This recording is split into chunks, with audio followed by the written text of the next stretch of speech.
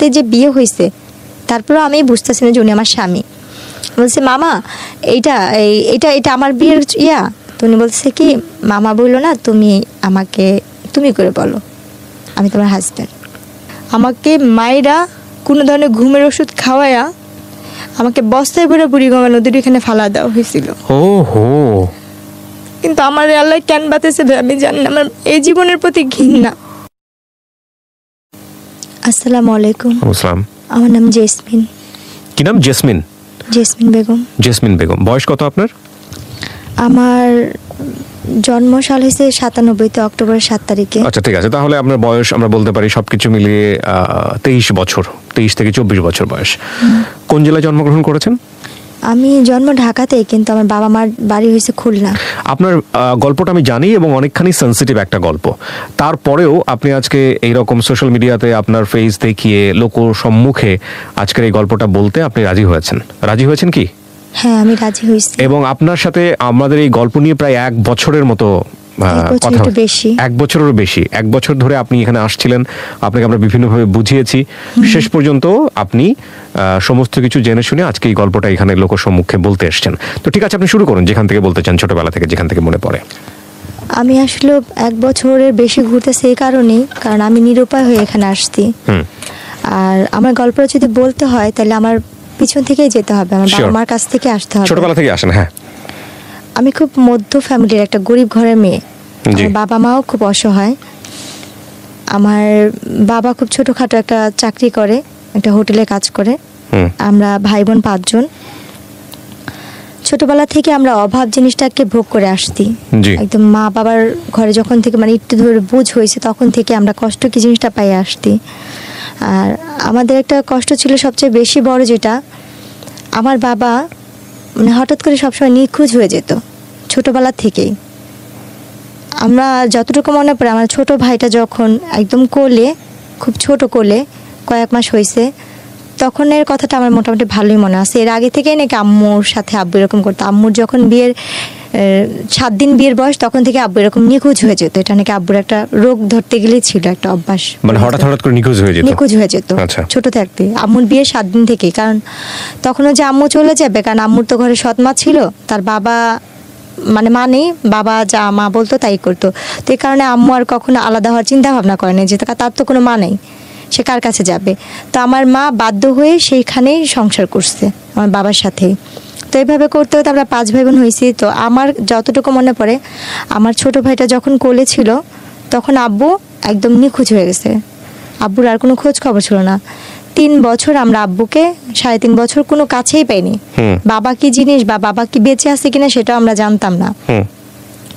তো আমার ভাইয়া আমার বড় ভাই আমাদের বাবার মতো, তার ঋণ কখনো আমরা শোধ করতে পারবো না, এবং আমার মার ঋণও কখনো শোধ করতে পারবো না। 3.5 বছর পরে আব্বুকে খুঁজে পাই, আব্বু আসে। আচ্ছা, 3.5 বছর পরে? 3.5 বছর পরে আসার পরেই তাকে আমরা পাই মিরপুরে। আমার বাবাকে খুঁজে পাওয়া যায় মিরপুরে 1 নম্বরে। আমার ভাইয়া তাকে খুঁজে পায়। তো বাবাকে পাওয়ার পরে যেমনি হোক, প্রত্যেকটা মেয়ে চায় সংসার টিকানোর জন্য, ভাঙার জন্য না। তা আমার আব্বু আসার পরে ওই আমার ছোট ভাইটাকে যখন কোলে রেখে গেছে, ওকে আইসা পাইছে 2 বছরের। 2 বছরের পাওয়ার পরে আমরা আব্বু আসার পরে, না 2 বছর না 3 বছরের মানে বেশি, কারণ ভাইটাকে কোলে রেখে গেছিল।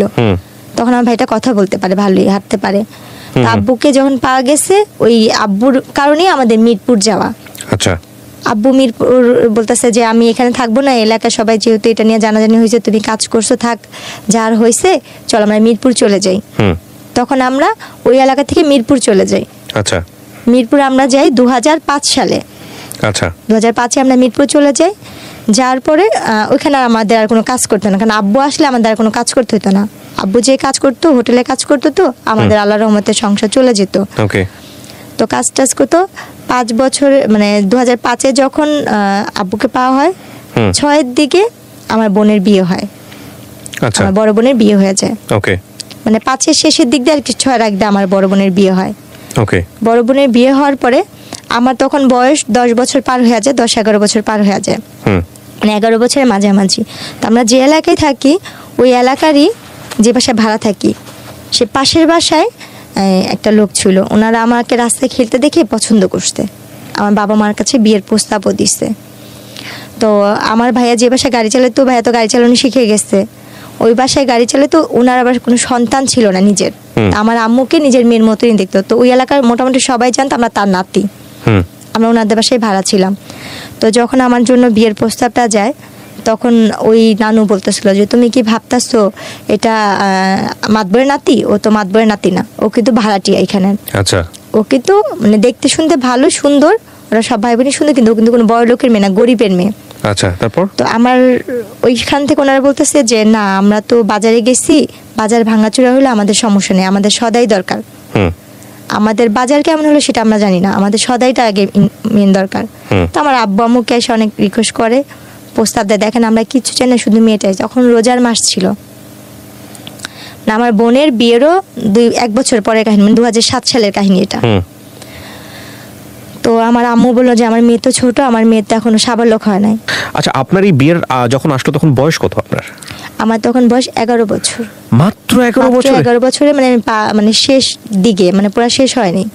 মানে ওরা যারা আসছে ওরা শুধু আপনার এই চেহারা দেখে এসছে? যে আমার চেহারা দেখে। আর তখন আপনি পড়াশোনা করেন নাকি পড়াশোনা করার সুযোগ হয়নি? আমি তখন স্কুলে ভর্তি হয়েছি, তখন হিসাবে আমি ক্লাস 6 এ মাত্র পড়ি। ক্লাস 6 এ পড়তেন? হ্যাঁ। তারপর মাত্র 6 এ। যারা বিয়ে নিয়ে আসছে তারা কোথা থেকে এসেছে? তারা আশেপাশেই ছিল? তারা এমনি ওদের হোম ডিস্ট্রিক্ট বিক্রমপুর ছিল, কিন্তু ওই এলাকার ওরা স্থানীয় ছিল। স্থানীয় ছিল এবং আপনাদেরকে চিনতো আগে থেকে? আমাদের চিনতো, যে আমরা ভাড়াটিয়া সেটা চিনতো। ওকে, তারপর? কারণ আমি তো সারাক্ষণ রাস্তায় খেলতাম। মানে উনি আমাকে ওই বড় হওয়ার পর ওই তখনই দেখছে। দেখার পরে বলতেছে যে এই মেয়েটা কে রে? ওর বোনের সাথে, ফুফাতো বোনের সাথে আমি খেলতাম। বলছে মালিহা এটা কে রে? বলতেছে এটা তো জেসমিন, ওই পাশের বাসায় থাকে ওরা। পরে বলতেছে কি মেয়েটা কি করে? বলতেছে ও ওইখানে সরকারি স্কুলে পড়ে, আমার সাথে আমি খেলতে আসে। তখন রোজার মাস ছিল। আচ্ছা। তো আমাকে দেখছে ইফতারির 2-3 ঘন্টা আগে, সে আমাকে দেখছে। আচ্ছা। দেখার পরে তারা ইফতারির পরপরই তারা চলে আসতে আমার জন্য বিয়ের প্রস্তাব নিয়ে। আসার পরে আমার মা বাবাকে অনেক রিকোয়েস্ট করলো, যেদিন দেখছে সেদিন কথা বলছে, তারপর দিন আমার গায়ে হলুদ হইছে। আমার বাবা মাকে তারা এক পর্যায়ে, আর আমার বাবা মা ভাবছে যে আমরা গরিব, এত বড় লোক জায়গা থেকে আসতে নিজের থেকে মেয়ে নিতে চাচ্ছে। তো একদিন সময় চেয়েছে, তারা সেটাও দেয়নি। তারপর দিন গায়ে হলুদ করছে, তারপর দিন কাবিন করছে ওনারা। বুঝতেন 11 বছর বয়সে বিয়ে কি জিনিস? কতটুকু বুঝতেন? আমাকে ওনারা পার্লারে সাজাইতে নিচ্ছে। আমি এই যে পাশে যে খেলতাম গলিতে, আমাকে ওই গলিতে কয়েকটা আন্টি ছিল, অনেক আদর করতো। আমাকে বলতো ললনা সুন্দরী বলতো। ওনারা আমাকে আদর করে ললনা সুন্দরী বলতো। আর একটু দুষ্ট টাইপের, মানে খেলাধুলার প্রতি আমার নেশা অনেক বেশি ছিল। আর চুলগুলি একটু বড় ছিল তো, যার কারণে। তো তারপরে যখন ওনারা পার্লার সাজে, আমি তো কখনো পার্লারে সাজি নেই, আমার জন্য এটা পুতুলের মতো সাজ। আমি হলুদের দিনও ওনারা সাজাইছে, আমি সেটা তো অনেক খুশি ছিলাম, ফুল টুল দিয়ে। আমার বিয়ের মিষ্টি আমি নিজেই চেয়ে চেয়ে খাচ্ছি। তারপর যেদিন আমার কাবিন হয়, সেদিন আমি পাশের বাসা আন্টিকে যা বলছি, পুতুল আন্টি দেখেন আমি আজকে আরো সুন্দর ললনা সুন্দরী হয়ে আসছি, দেখেন আমাকে কত সুন্দর লাগতেছে। সেদিন আমার কাবিন সাজলেন। সাজার পরে থাকে না মেয়েদের তো সাজার প্রতি একটা আলাদা ন্যাক থাকে, দেখা নিজেকে আয়না যখন দেখতেছিলেন বউ হিসেবে সাজার পরে? হ্যাঁ, আয়নাতে দেখে তো নিজের প্রতি নিজে অবাক হচ্ছিলাম যে আমি এত সুন্দর, বা আমি এত পুতুলের মতো লাগতেছে, আমাকে আমি চিনতে পাইনি। বাট বিয়ে কি জিনিস সেটা আপনি বুঝতেন না? বিয়ে কি জিনিস আমি নিজেই বুঝিনি। আচ্ছা আচ্ছা, তারপর বিয়েটা কি? তো তারপরে গিয়ে আমার কাবিন হলো 2007 সাল আগস্টের 28 তারিখ আমার কাবিন হয়েছে। তো কাবিন হওয়ার পরে ওই দিন তো কাবিন হলো, তো ওনারা কাবিনের পর দিয়ে না আমাকে যখন কাজী লিখতেছে কবুল বলবে, আমার আম্মু নিচে, মানে মেহমান আসছে, সবাই খাওয়া দাওয়া দিচ্ছে, আব্বু নিচে দাঁড়াচ্ছে কে কে আসবে। তো ওনারা বলতেছি তাতেই করেন, ইফতারির আগে বিয়ে পড়াবো, ইফতারির আগে বিয়ে পড়াবো। তা আম্মুরা বলছিল কি ইফতারির পরে একবারে ঠান্ডা মাথায় বিয়েটা পড়ে। তো ওনারা খুব তাড়াতাড়ি করতেছিল, ওনাদের বাসায় হয়েছে, আমাদের বাসাও না কাবিন হয় না, ওনাদের ফ্ল্যাটে ওনাদের বিল্ডিংয়ে নিয়ে কাবিন করেছে। কারণ আমাদের বাসা তো সুন্দর না, আমাদের বাসাতে মানুষ আসতে পারবে না, মেহমান আসতে পারবে না, এই জন্য। তো আমার আম্মু সবাইকে খাওয়া দাওয়া দিচ্ছে, কাজ টাজ করতেছে। এর মধ্যে আমার ভাইয়া বসা ছিল, আর আমার বড় বোনের ভাসুর বসা ছিল। জি। তো ওর মধ্যে ওনারা বলতেছে কি আমার বাবার নাম, আমার মায়ের নাম, সবার নাম নিচ্ছে, লিখতেছে। তো আমাকে কবুল বলতে বলছে। আমাকে কিন্তু আমার একবার মামি আর আমার নানি শিখা দিছিল, তোর যদি কবুল বলতে বলে তুই কখনই কবুল বলবি না, চুপচাপ থাকবি। অনেকক্ষণ পরে আমরা যখন বারবার তোরে বলবো বল বল বল, তারপর তুই বলবি। কিন্তু আমি আর সেই জিনিসটা বুঝিনি। আমাকে যখন কাজী বলতেছে বলো মা বিসমিল্লাহ কবুল, আমি বলছি হ্যাঁ কবুল কবুল কবুল, একসাথেই বলে দিছি কতবার, মানে হিসাব ছাড়াই। আমার এতটুকু। ছেলেটাকে দেখেছেন না যার সঙ্গে বিয়ে হচ্ছিল আপনার? তাকে তো আমি ছাদে খেলার সময় দেখছি, কিন্তু ওভাবে কখনো বড় ভাই হিসেবে জানতেন নাকি? মামা হিসেবে জানতাম। আর তার মাকে আমি নানি ডাকতাম। মাকে নানি ডাকতেন আর ছেলে? আচ্ছা, ওকে, তারপর সেই হিসেবে মামা হয়। আমার আম্মু এসে বলতেছে কি যে আসেন আমরা বিয়ে পড়া ফেলে আপা। আমার ফুপু শাশুড়ি নাম ধরে বলতেছে যে আসেন আমরা বিয়ে পড়া ফেলে। তো আমার ফুপু শাশুড়ি বলতেছে আল্লাহ বিয়ে তো হয়ে গেছে। আমি কান্না করতেছি, না না আমার তো বিয়ে হয় না, আমার তো বিয়ে হয় না, আমার বিয়ে করাইবা না। আমার ভিতরে ধারণা ছিল যেমন টিভিতে নাটক বা ছবি দেখতাম যে হিন্দুরা ঘুরে যে এই আগুন রেখা ওইভাবেই বিয়ে। আমার চিন্তা ধারণা ওইভাবে মানুষের বিয়ে হয়। বাবা বিয়ে কি জিনিসটা আমি অতটা বুঝিনি, ওইটা টিভিতে দেখি বিয়ে ওইটাই বিয়ে। যে না আমার তো বিয়েই হয় না, আম্মু আমার বিয়ে দেয় না। মানে এটা কবুল কবুল বলার পরে? হ্যাঁ, আমার কিন্তু বিয়ে হয়েছে 1 ঘন্টা হয়ে গেছে। ইফতারির আগে ওনারা বিয়ের কাজ সেরে ফেলছে। ইফতারি করার পরে আম্মু বলতেছে আসেন আমরা বিয়ে করাই। পরে আমার যে ফুপু শাশুড়ি উনি বলতেছে বিয়ে তো হয়ে গেছে। আপনার মাও জানে না এটা? আপনার বাবা ছিল? আব্বু তো নিয়েছে, আমার ভাইয়ার কাছ থেকে নাম ঠিকানা নিয়ে ইয়ে করে ভাইয়া সাইন দিছে, আমার বড় বোনের ভাষায় রেজিস্ট্রি বলে কবুল বলানোর যে বিষয়টা এটা বলছে। আচ্ছা, হ্যাঁ, ওইটা করা ফেলছে। কবুল টবুল সব বলা শেষ, আমি এমনকি সিগনেচারও করছি, আমার নামটাও লিখছি। ওকে। পরে ওনারা বলতেছে কি এই যে ছবি তুলছি দেখো দেখো ক্যামেরা দিয়ে ছবি তুলছি, ওনারা বলতেছে। তো আমার যার সাথে বিয়ে হয়েছে তার একটা ফোন ছিল, কলমালা ফোন, টাচ ফোন বড়। তো ওই ফোনে উনি ভিডিও করছে, ছবিগুলো দেখাইতেছে। আমি টাকা টাকা হাসতেছি, কিন্তু উনি যে আমার স্বামী বা উনি যে কি, আমি তখনও তাকে মামা আমাকে ডাকতেছি। ওনার সাথে যে বিয়ে হয়েছে তারপরেও আমি বুঝতেছি না যে উনি আমার স্বামী। বলছে মামা এইটা এইটা এটা আমার বিয়ের ইয়া। তো উনি বলছে কি মামা বললো না, তুমি আমাকে তুমি করে বলো, আমি তোমার হাজব্যান্ড। এরপরে গিয়ে ওনারা আর কি আমাকে বলতেছে আমার আম্মাকে, আম্মু বলতেছে তাহলে আমরা নিয়ে যাই। বলছে না দেখেন যেহেতু কাবিন হয়েছে ছেলে মেয়ে একটু একসাথেই থাকুক। আম্মু বলছে না আপনারা তো বলছিলেন যে মেয়ে সাবলক না হওয়া পর্যন্ত আপনারা ছেলে মেয়েকে এক জায়গায় করবেন না। বলছে ও তাকে মামা ডাকতো, ওর তো একটু ফ্রি হওয়ার দরকার আছে, একটু থাকুক, কথা টথা বলুক, রাত্রে আমাদের সাথেই থাকুক, তারপরে আমি তারপর দিন নিয়ে দিয়ে আসবো নি।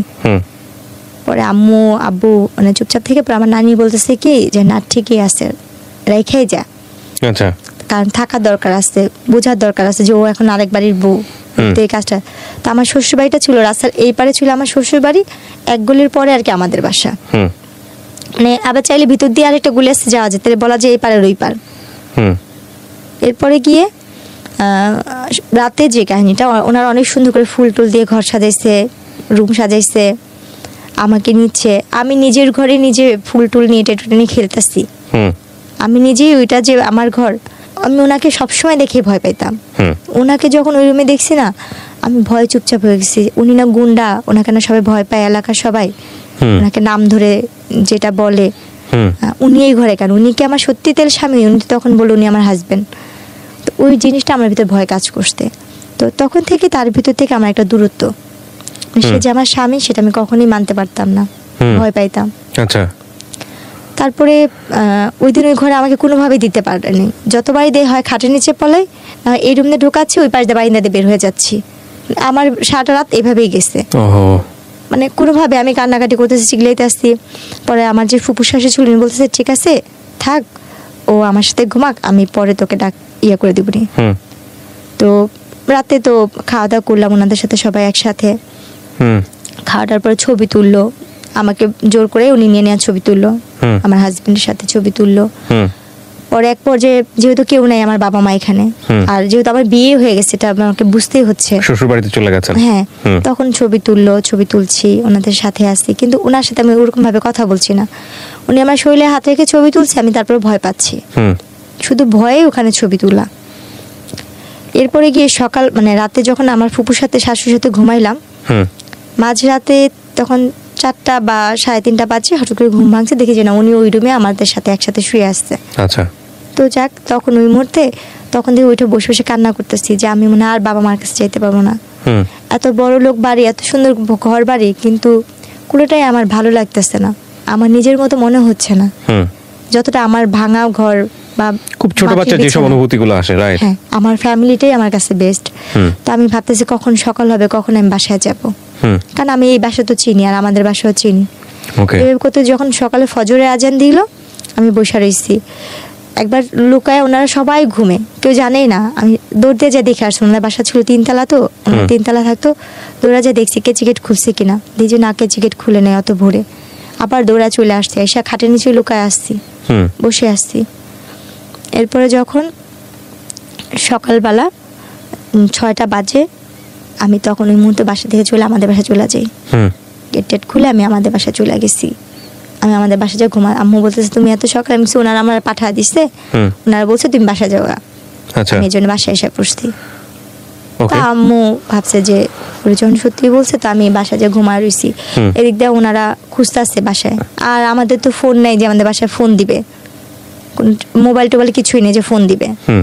তো ওনারা খুঁজতেছে, অনেকক্ষণ পর ওনাদের বাসায় কাজের মেয়েকে পাঠাইছে, পাঠায় যায় বলতে জেসমিন কি বাসায় গেছে, বলে হ্যাঁ ও তো কোন সকালে এসে ঘুমা রয়েছে, আপনার ওরা নাকি পাঠা দিচ্ছে ওর ফুপু শাশুড়ি। দেখছেন আরে সবাই ম্যাডামরা খুঁজতেছে, ওরা কেউ পাইতেছে না।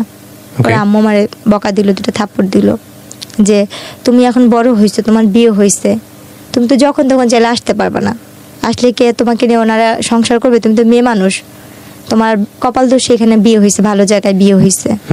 আম্মু বোঝাইলো, আম্মুর মতো করে আম্মু বুঝাইলো যে এখন ওইটাই তোমার আসল বাড়ি, ওখানে সুখ হোক দুঃখ হোক তোমার এখানে ভাগযোগ করে থাকতে হবে, আর তোমার কপাল ভালো যে তুমি এমন ফ্যামিলির একটা বউ হইছো, এইগুলো যেটা বোঝায় আর কি অভিভাবকরা। হ্যাঁ, বেশি দিন তো না, তুমি কয়দিন থাকো, তোমাকে পরে উঠা দেওয়া যখন হবে তখন এই কয়দিন ওইখানে যা থাকো, পরে আবার আম্মু নিয়ে দিয়ে আসতে। ওনারা সেদিন ওনাদের বাসায় অনেক মানে পার্টির আয়োজন করতে, লোকজন আসতে, বউ দেখছে, সবাই বলতেছে না বউ অনেক সুন্দর হয়েছে, সবাই নাম ধরে ধরে বলতেছে ওর বউটা অনেক সুন্দর, ভালো হয়েছে, কিন্তু অনেক ছোট, বয়স ছোট। বলছে হ্যাঁ ঠিক হয়ে যাবে। হ্যাঁ, যখন ঘুরতে গেছি আমার অলরেডি তখন বাচ্চা কনসেপ্ট করতে, যেটা আমি বুঝতে পাইনি যে আমার গর্ভে বাচ্চা। তো আমার যখন বিয়েটা হয়েছে, আমার ফুপু শাশুড়ি, আমার চাচা শ্বশুর এরা জানতো, কিন্তু এরা আবার কি করছে, আমরা গরিব বলে ছেলের মা বাবা মানে বাবা তো নেই, মা মানবে না বিধায় আমার বড় ভাসুর, আমার ফুপু শাশুড়ি, আমার চাচি শাশুড়ি আমার শাশুড়িকে জানায় নাই বিয়ের কথাটা। আমার শাশুড়ি নাকি জানতো না আমার বিয়ের কথাটা, কারণ সে তো গরিবের মেয়ে নিবে না।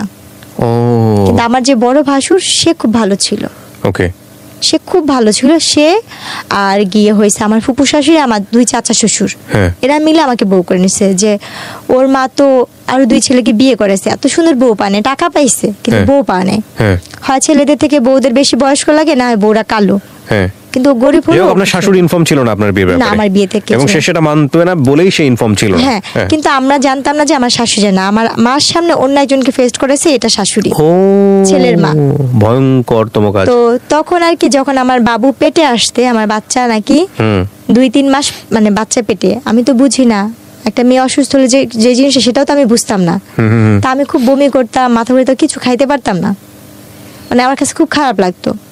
তা আম্মু ওই জিনিসটা নিয়ে খালি বলতো কি হঠাৎ করে এমন করতেছে কেন, আর শুকা যাচ্ছি, কালো হয়ে যাচ্ছি। তখন আমার আম্মু, আমার বড় বোন বলতেছে কি মা, আম্মু ওর কি বাচ্চা টাচ্চা পেটে আসলো নাকি? আম্মু বলতেছে ওর বাচ্চা পেটে আসলো তো বুঝতাম, বা আম্মু আমাকে জিজ্ঞেস তোমার কি এরকম কখনো হয়েছে? আমি কি জানি, আমি জানি না, আমি সেটা বুঝতে পারিনি। এরপরে গিয়ে আমার মা আমাকে একটা ডাক্তার দেখাতে নিয়ে গেল, ডাক্তার দেখানোর পরে ওখানে প্রস্তাব পরীক্ষা দিল, কয়েকটা পরীক্ষা দিল, এই রিপোর্টগুলো আনতে গেল আমার হাজবেন্ড, উনি আমাকে নিয়ে গেল সাথে করে। রিপোর্টগুলো আনতে যাওয়ার পরে বলতেছে ওনার তো বাচ্চা পেটে, উনি তো ওনার 3 মাস শেষ পর্যায়ে, বাচ্চা 4 মাসে পড়বে। তো এই কথা শোনার পর উনি খুব খুশি হয়, উনি খুশি হয়ে ওনাদের গ্রামের বাড়িতে আমাকে নিয়ে যায়, বিক্রমপুরে। আচ্ছা, উনি আমাকে বিক্রমপুরে নিয়ে যাবে, এই ফার্স্ট আমি আমার শ্বশুর বাড়িতে যাচ্ছি। আচ্ছা, তো আমার শ্বশুরবাড়িতে যখন যাব তখন আমি খুব কান্নাকাটি করতেছি। এতদিন তো আমার ফুপু শাশুড়ি, চাচা শ্বশুর বাড়ি আমি জানতাম এটাই আমার শ্বশুর বাড়ি। তো যখন সে বললো যে দেখো তোমাকে তো আমার মার কাছে কখনো নিয়ে নেই, তোমাকে চলো আজকে আমার মার কাছে নিয়ে যাবো। বলছে ওই যে আপনার ওইটা আমার ফুপু আম্মা, ওইটা আমার আরেকটা ফুপু আম্মা।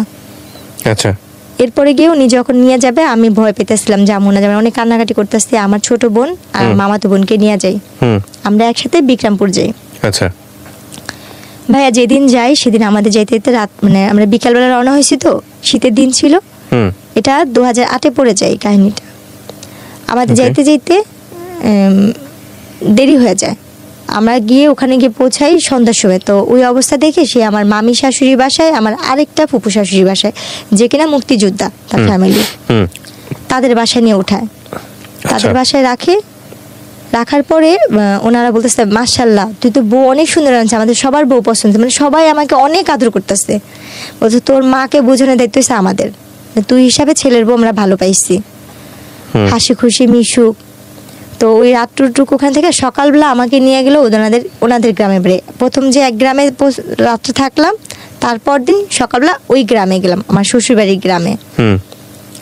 তো যাওয়ার পরে ওখানে আর কি ওনারা বউ দেখে আমার শাশুড়ি বলতেছে খালি কি চামড়া ধলাই আনছিস, কোনো টাকা পয়সা আনিস নাই, বউর সাথে কিছু দেয় না। উনি আমার কানে হাত দিচ্ছে, গলায় হাত দিচ্ছে, হাতে হাত দিচ্ছে, হ্যাঁ শূন্যের কিছু নেই। তখন আমি বলতেছি কি আল্লাহ উনাকে তো দেখছিলাম ওই নানুর বাসায়, তাহলে উনিও তো আমাদের নানি হইতো, আর উনি খুব বয়স্ক ছিল। তো উনি আমার গলায় কানে হাত দিয়ে বলতেছে তোমার বাবা মা কিছু দেয় নাই, তোমার বাপ কি করে? আমি বলছি আমার বাবা হোটেলে কাজ করে। এটা শুনে সে আরো রাগ হয়ে গেছে। ওই মুহূর্তে ওনারা কি করলো, মা ছেলে ঝগড়া করতেছে, আমার আরেক ভাসুর, আমার আরেক দেবররা, দুই দেবর মিলে ঝগড়া করতেছে, তারা ঝগড়া করতেছিল। তারা ঝগড়া করতে করতে আমার যে বড় জাল যে ভাসুরের বউ যে ছিল, আমার সেই বড় ভাসুরের বউ আর আমার আরেক ভাসুরের বউ, তারা মিলে রান্না বান্না করতেছে, বউকে যেটা খাওয়ানোর মিষ্টি টিষ্টি সব বানাচ্ছে। তো তখন বাজে সকাল 10টার দিকে। তো ওই মুহূর্তে কি হয়েছে, তারা দুই ভাই মারামারি, তিন ভাই মিলে ঝগড়া কথা কাটাকাটি করতে একটা মারামারি, অনেক পর্যায়ে দেখি যে দা বটি নিয়ে মারামারি হচ্ছে। আমি আমার দুই বোন রুমে।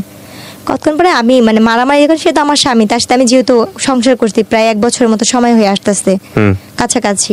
তো ওনার সাথে ঝগড়া লাগছে দেখে আমি একটু বাইরে এসে দরজার সামনে দাঁড়াইছি। দাঁড়ানোর পরে আমার যে আরেক ভাসুর, মানে মেজো ভাসুর যাকে বলে, সে এসে আমার মুখে ভাষা একটা খারাপ করে একটা গালি দিয়ে আমার চুলটা টাইনা ধরে। আচ্ছা, এইটার আগে মার, একটা গালি দিয়ে বলতেছে এটার আগে মার। উনি আমার চুল টাইনা ধইরা উনি কি করলো বলছে, মানে অনেক বাজে ভাষায় গালাগালি করছে, ওকে আগে মার, চামড়া ধলা তো গেছে এটা সেটা করতে গছা দিচ্ছে, এভাবে বলে উনি ইয়া করলো। ভাইয়া কখনো যুদ্ধ কি জিনিস দেখি নেই, শুনছি শুধু মুক্তিযোদ্ধা নিয়ে অনেক কষ্ট, কিন্তু সেই দিনের যুদ্ধটা মনে হয় কি আমার জীবনে অনেক বড় একটা যুদ্ধ ছিল। সেই দিন ওই মুহূর্তে আমাকে মারলো, আমার দুই বোনকে মারলো, আর সেই মায়ের কি ওরা ধরা মায়ের। ওহো, কে গায়ে তুল আপনার? এটা আমার ভাসুর, আমার দেবর। আপনার জামাই ছিল না ওখানে? ওনাকেও মারছে। মিথ্যা তো কেন বলবো, উনি খুব মানে যতটুকু সাধ্য উনি ইয়া করতে, ওনাকেও মারছে। উনি বলছে আমি যদি গরিব মেয়েকে নিয়ে সংসার করে ভাত খেতে হবে তোদের সমস্যা কি, আমি তোকে নিয়ে ভাত খাবো। এই নিয়ে ওনারা ভাইরা মারামারি করছে। কিন্তু আমি যে প্রথম দিন তার আগের দিন যেই আমার ফুপু শাশুড়ি আর মামি শাশুড়ির বাসায় উঠছিলাম, তারা সেই খবরটা পেয়ে তাদের গ্রাম থেকে লোকজন নিয়ে আসতে আইসা ওনারা আমাকে, আমার শ্বশুরবাড়ির সাথে দুই পক্ষ মারামারি লেগে ঝগড়া লেগে দা বটি মানে কাছি টাছি নিয়ে একজন আরেকজনকে কুপাকুপি মারামারি, এই এমনকি মেয়েরাও ওনা কোমরে বাইন্ধা মারামারি করতেছে। তখন আমার ওই যে ফুপু শাশুড়ির মেয়ে আপু, ওই আপুটার নাম আমি বলতে চাচ্ছি না, আপুটা যেহেতু পলিটিক্স, ওই আপুটা আসছে। ওই আপুটা এসে উনি আমার ননদ হয় সম্পর্কে, কিন্তু বড় আমার বয়সে। ওই আপুটা আমাকে এসে ধরে, আমার বোনকে ধরে আমার দাদি শাশুড়ি ঘরে নিয়ে দরজা বন্ধ করে বলছে তোর এই ঘরতে বের হবি না। এরপরে গিয়ে ওই মারামারি হইলো। তো মারামারির শেষ পর্যায়ে যেটা দাঁড়াইলো, বলছে মা ওর বাচ্চা পেটে। তো উনি বললো কি ঠিক আছে তুই গরিবের মেয়ে বিয়ে করছিস, এটা আমি মানতে পারতেছি না, তারপর মেনে নিব, পেটে বাচ্চা যেহেতু। তোর বউ যদি মেয়ে হয় তাহলে আমি আমার ঘরে জায়গা দিব না, তুই তালাক দিবি। আর যদি তোর বউর ছেলে হয় তাহলে আমি তোর বউকে মেনে নিব। তো বললো যে ঠিক আছে দেখা যাক, যে তুমি ভাত খেয়েছো? আমি বলছি না আমি তো খাইনি, আমি আজকে সারাদিনেও খাইনি, কালকেও খাইনি। বলছি কেন? বলছি আমি এই অন্যায়গুলো করছি দেখা উনি তো আর দেয়নি। ও আমাকে ওই কথাগুলো জিজ্ঞেস করার পরে আমি এই কথাগুলো বললাম। বলার পরে ও অনেক মন খারাপ করে বলতেছে কি জেসমিন যা করছি যাই হোক, আমার দোষের কারণে তো এই অবস্থা, আমি তোমাকে ঢাকাতে নিয়ে যাব, আমি ঢাকায় কাজ করে ভাত খাবো। ও আমাকে নিয়ে তারপর দিন ঢাকা চলে আসলো। আচ্ছা, ঢাকা চলে আসার পরে ঢাকা দুজনে মোটামুটি ভালোই ইয়ে করতেছিলাম। ও আমাকে ওই যে বাসাটা নিয়েছে ওইখানে বাসা ভাড়া বেশি, আর ও পলিটিক্স ওইভাবে থাকতে পারতেছিলাম। তো ও বলে কি তুমি তোমাদের বাসায় থাকো, বাচ্চা হওয়ার পরে আমি তোমাকে নিয়ে আসবো নি। তারপর আমার বাবা মার কাছে এনে দিয়ে গেলো। দিয়ে যাওয়ার পরে 3 দিন পরে ও বলতেছে কি শুনেন, আমার আম্মা তো বলছে আপনার মেয়ের যদি ছেলে হয় তাহলে আমাদের বাড়িতে উঠাবো, আর যদি ছেলে না হয় তাহলে আপনার মেয়েকে আমি আর নিব না, মেয়ে হলে আমি তালাকের কাগজ বাসায় পাঠা দিব। একে তো আমি বিয়ে করছি কিছুই পাই নাই, আমার অন্যান্য ভাইরা পাইছে, আর আপনার মেয়ের যদি মেয়ে, আমার 2 ভাইয়েরও মেয়ে, আপনার ঘরে মেয়ের ঘরে যদি মেয়ে হয় তাহলে আমি এই বউতে কী করব। এরপর হয়েছে গিয়া আমার বাচ্চাটা মানে মারামারিতে হইলো, আমরা যখন বাচ্চা হবে, আমার অলরেডি বাচ্চা হওয়ার সময় হয়েছে 2010-এর দিকে আমার বাচ্চা হলো, এবং নর্মালি ডেলিভারি হলো বাচ্চাগুলো। বাচ্চাগুলো মানে 10-এর বাচ্চাগুলো মানে টুইন ছিল? হ্যাঁ। ও আচ্ছা। মার্চের 26 তারিখে হয়েছে। দুটোই মেয়ে? না, ছেলে। ছেলে এক মেয়ে। এক ছেলে এক মেয়ে, মাশাআল্লাহ। হ্যাঁ, তারপর? এবং নর্মালি ডেলিভারি হয়েছে আল্লাহর রহমতে। তখন ওই কথা শুনে ওনারা আসতে, ও আমার হাজবেন্ড আসতে, আমার হাজবেন্ডের বড় ভাইটি সবাই আসতে, দেখলো, খুব খুশি বাচ্চাদের নিয়ে গেল, কিন্তু মেয়েটাকে ওরকম বেশি একটা আদর করে নাই। আচ্ছা। ছেলেটাকে নিয়ে সবাই খুশি ছিল। আচ্ছা আচ্ছা। তো সত্যি কথা বলতে কি, আমার না ওই মানুষটার প্রতি কখনোই ভালোবাসা কি জিনিস আসেই নেই, কারণ আপনি বুঝিনি তো, নাই বোঝার বয়স ছিল না বিষয়টা। বোঝার বয়স নেই, আর কেন জানি তাকে তো আমি ভয়ই পাই, তাকে তো কোনো ভালোবাসার মানুষ হিসেবে দেখিনি বা স্বামী হিসেবে দেখিনি। 2টা বাচ্চা হয়েছে, তাও মনে হয় হাতে গোনা কয়েকদিন স্বামীকে পাইছি। আমার ওনার প্রতি কোনো মায়া নেই, তো ওনার প্রতি আমার ভয়টাই বেশি কাজ করতো সবসময়। আল্লাহ কখন যেন এসে আমাকে মারবে, কখন যেন উনি মাতাল হয়ে আমাকে মারবে, এই চিন্তাগুলো ছিল। আর ওনার সাথে যেটা, উনি হয়তো মানসিকভাবে সাইকো টাইপেরই ছিল, যেটা মানুষ বলে। আমি আমার হাজবেন্ডের সাথে কোথাও যাচ্ছি, কেউ যদি বলতে চাই তোর বউটা তো অনেক সুন্দর, উনি তাকে কিছু না বলে সে আমাকে উড়াধুরা মারতো। আর মার কি, যে মারগুলো সহ্য করার মতো না, যে মারগুলি আমার আজও ঘুমাইলে চোখ বন্ধ করলে আমি চোখের সামনে ঝাপসা ঝাপসা ভাসে। হাতটা কেভাবে পিছিয়ে মারতো, মুখে কাপড় দিয়ে তার পাতালুতে মারতো, যেটা আমি বাইরে কেউ কিছু বলছে উনি আমাকে সে মারতো। কিন্তু যখন আমার বাবুগুলো বয়স আস্তে আস্তে বাড়তে থাকলো, 6-7 মাস বয়স হইতে থাকলো বাচ্চাগুলোর, তখন থেকে তার অত্যাচার আরো বেশি বেড়ে যেতেছিল। প্রতিনিয়ত তার অত্যাচার বাড়তেছিল, কারণ তার ছেলের প্রতি তার ভালোবাসা ছিল বেশি, মেয়ের প্রতি না। এভাবে প্রায় এমন করে তার প্রায় মা বাবার কাছে, আমি বেশিরভাগই বাবা মার বাড়িতে দিন কাটেছি। বড় লোক দেখে বিয়ে দিছে, কিন্তু বাবা মার বাড়িতে আমি পড়ে আসছি। বড় লোক শুধু নামেই ছিল, কাজে না। তো যখন কাজ কাম করতাম, রান্না বান্না করতাম, বাসায় বিভিন্ন টাইপের লোকজন আসতো, তার দলের লোক আসতো, তার দলের লোকের বাইরের লোক আসতো, তার ফুপুর গেস্ট আসতো। আস্তে আস্তে এক একজন আমার কথা বলতো ওদের কাছে। তো তখন ওই জিনিসগুলো আমাকে আমার মাথায় ঢুকে, তো তুমি এটা করো, এটা করো। আমি বললাম না, আমি কেন যাব, কেন করব, ওই জিনিসগুলো নিয়ে আমাকে মারতো। আমি বলতাম কি, আপনি যদি আমাকে এই কথাগুলো বলেন আমি মানুষের কাছে বইলা দিব। তখন সে আমাকে আবার ওইভাবে হাত পা বাইধা পাতালুতে মারতো। আর ওই মারার অবস্থা ভাই মনে হতো কি, কেউ যদি একবার আমার হাতটা খুলে দিত, আমি নিজে তারে খুন করতাম। মানে এত রাগ উঠে যেত, এমন ভাবে মারতো যে মারগুলি মানে ভাষায় প্রকাশ করা যায় না।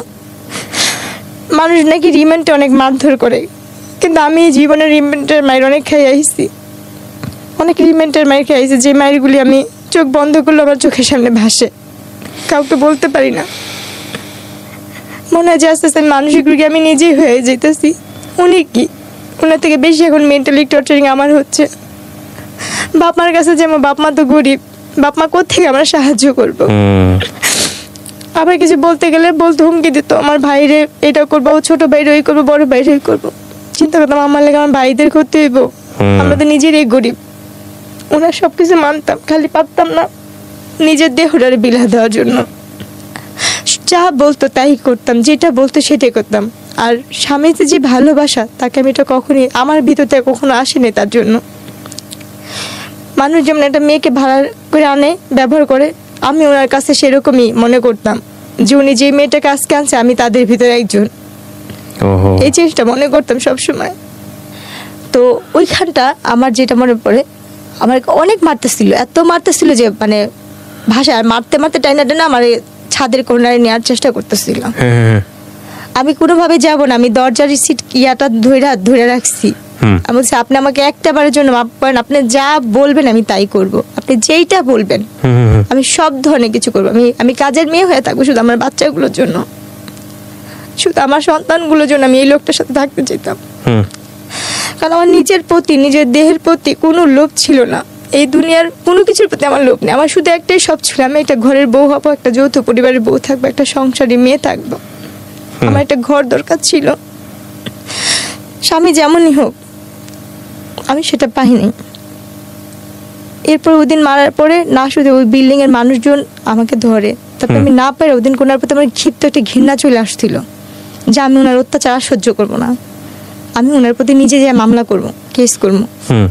আমি আমার বাচ্চাটাকে দুইটারে কোলে নিয়ে আমি নাইমা চলে আসছি, পলাই চলে আসছি ধরতে গেলে, যে আমি বংশাল থানায় যাই ইয়া করে। ওনারা আমার মায়ের চিনুক দিয়ে মাথা ফাটা ছিল, শরীরের এখানে সেখানে মায়ের চিনুক দেখা ওনারা সাথে সাথে আমাকে ইয়ে করতে কেস নিয়ে নিচ্ছে। মানে আপনি মামলা করলেন কত সালে? ওইটা 10-এর দিকে, 2010-এর দিকে। হ্যাঁ। তারপর ওনারা নেওয়ার পরে নারী নির্যাতন মামলা। হ্যাঁ। তারপর করার পরে ও মা পুলিশ বাসায় আসলো, ওরকে বাসায় পেলো না, ওর ভাই ফোন দিল, ওর মা ফোন দিল, পুলিশ বললো আচ্ছা ঠিক আছে তুমি বাসায় চলে যাও। আমি ওইখানেই বসা, তারা কিন্তু আমার হাজবেন্ডের সাথে কথা বললো, আচ্ছা ঠিক আছে এটা পারিবারিক ব্যাপার, তারা ঘরোয়াভাবে ম্যানেজ করে নেবে, আপনারা যান চলে যান। তার চাচা উকিল, অনেক বড় উকিল, তার মামারা হয়েছে অনেক বড় লোক, তার ফুপুরা, তারা নিয়ে আমার বাবা মাকে ডাকা বললো কি আপনার মেয়ের এত বড় সাহস, আমাদের ফ্যামিলি সম্পর্কে সে জানে, সেই অনেক হুমকি টমকি দিয়ে ঠিক আছে ওকে আর ঢাকা রাখবো না, ওকে গ্রামে রাখবো, গ্রামেই থাকবে। এই বইলা কোনো কেস হলো কথা আমাকে গ্রামে নিয়ে গেল। গ্রামের চেয়ারম্যান মেম্বাররা বিচার করে দেওয়ার 2 দিন পরে 2 দিন সে আমার সাথে খুব ভালো ব্যবহার করলো, খুব ভালো ব্যবহার করলো। করার পরে 3 দিনের দিন আমার যেটা মনে পড়ে, আমার বাচ্চাদের ভাত খাওয়াচ্ছিলাম, পিছন থেকে আমার হাতটা কে ধরছে আমি সেটা জানি না, আমার আজও মনে পড়ে না। সামনে থেকে আমার শাশুড়ি এরকম আমার গালটা চেপা ধরছে 2 হাত দিয়া, আর আমার স্বামী আমার পাও 2টা ধরে রাখছিল। আমার অতটুক দৃশ্যই আমার মনে আছে, আর কিছু মনে নেই বা মনে পড়েও না। তারপর এরপরে যখন আমি 15 দিন না 20 দিন পরে যখন আমার সেন্স ফিরছে বা আমি একটু সুস্থ হয়েছি, তখন শুনে যে আমি মেডিকেলে, হাসপাতালে, আমাকে মায়েরা কোনো ধরনের ঘুমের ওষুধ খাওয়ায়া আমাকে বস্তায় ভরে বুড়িগঙ্গা নদীর এখানে ফালা দেওয়া হয়েছিল। কিন্তু আমার আল্লাহ কেন বাঁচাইছে আমি জানি না, আমার এই জীবনের প্রতি ঘৃণা, নিজের জীবনের প্রতি শুধু ঘৃণ নেই। তখনই আল্লাহ আমার নিয়ে যেত এই দুনিয়া থেকে, যদি তখনই আল্লাহ আমাকে নিয়ে যেত তাহলে আজকে আমি যেখানটা আসছি বা যেখানে কথা বলতে আসছি হাজার হাজার মানুষ আমার যেখানে দেখবে আমাকে দেখতো না। এরপরে যখন আমি একটু সুস্থ হইলাম, আপনাকে ওই বস্তায় করে ওখান থেকে বের করছে কে, কি জানছেন? সিপারা নাকি, আমি যেটা শুনছি আর কি, হ্যাঁ সিপারা রাস্তা ঝাড়ু দেয় না, হ্যাঁ ওনারা আমাকে দেখতেছে, আমার এই মাথাটুক একটু বের হয়ে নাকি ছিল, আমার সর্বমুখ নীল হয়ে গেছিল। আচ্ছা পিত্ত নাকি যেরকম নীল থাকে আমার আম্মুর কাছে শুনছি, হ্যাঁ ওরকম নীল টাইপের। আমি নাকি একটু একটু করে মুখটা আমার এইখানটা খানিক নড়তেছে পানির জন্য, পানির জন্য নাকি গলাটা কাঁপতেছিল। তখন নাকি ওইখানে কারা নাকি ইয়ে করতে পানি টানি দিচ্ছে, মেডিকেলে নিচ্ছে।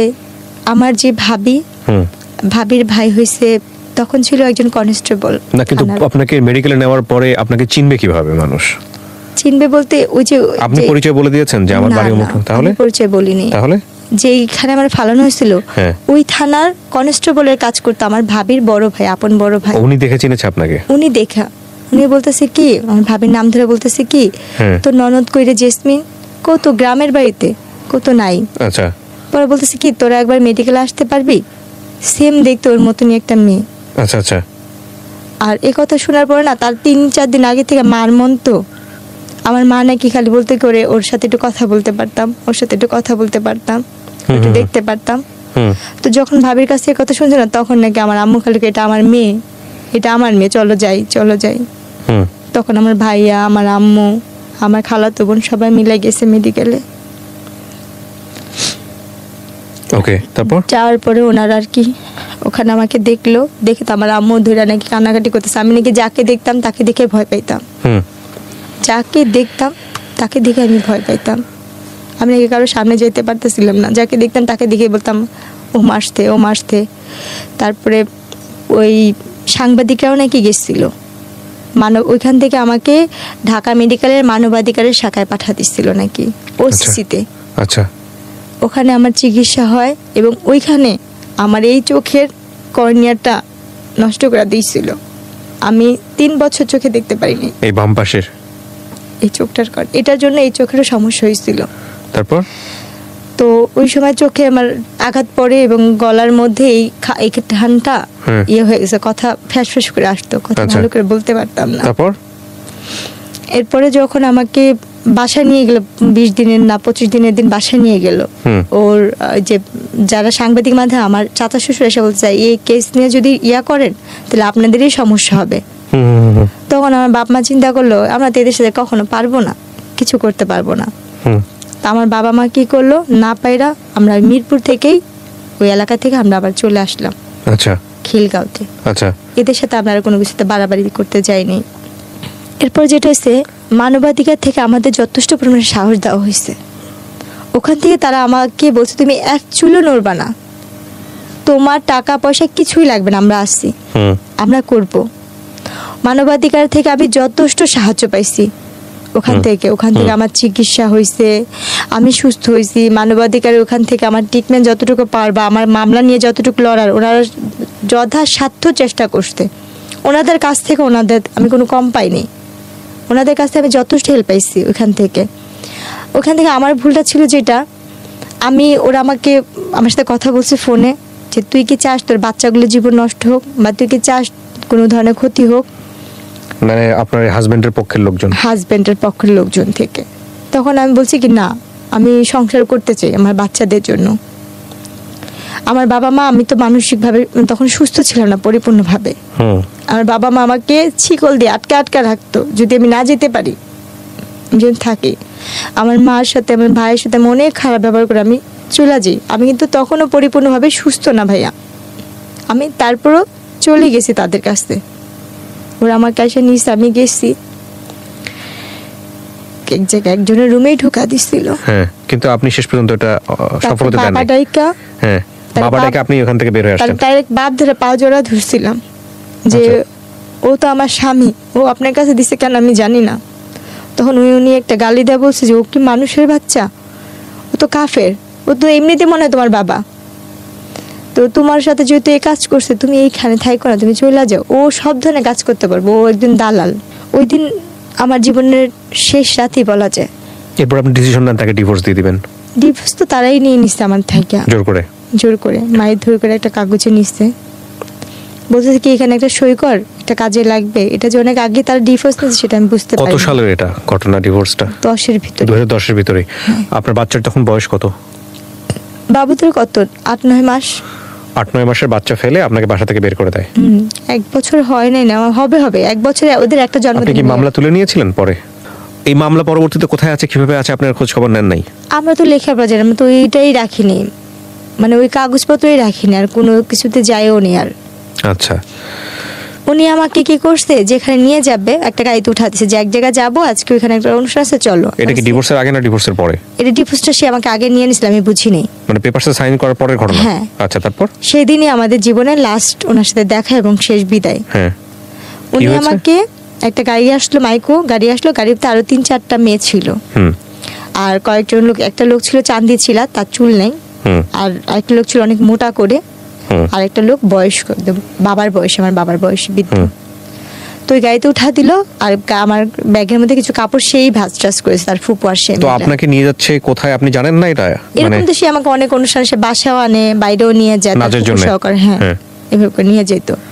তো সেই দিনের মতন সে আমাকে নিয়ে গেছে, আর ওইটা বলছে সে একটা ঘরোয়া একটা নাটক নাকি বানাবে সে, এইটার জন্য সে নিচ্ছে, কারণ তার ফুপুরা মিডিয়াতে একটু টুকটাক কাজ করতো, তো ওই হিসাবে না। কিন্তু আপনি তো এর আগে একটা ভয়ঙ্কর রকমের দুর্ঘটনা আপনার লাইফে ঘটেছে, এই যে মানুষের রুমে পাঠিয়ে দেয়া, এবং সেখানে আপনি এরকম একটা ঘটনা ঘটার পরে তারপরে আপনি তার কথা সাড়া দিচ্ছেন কেন?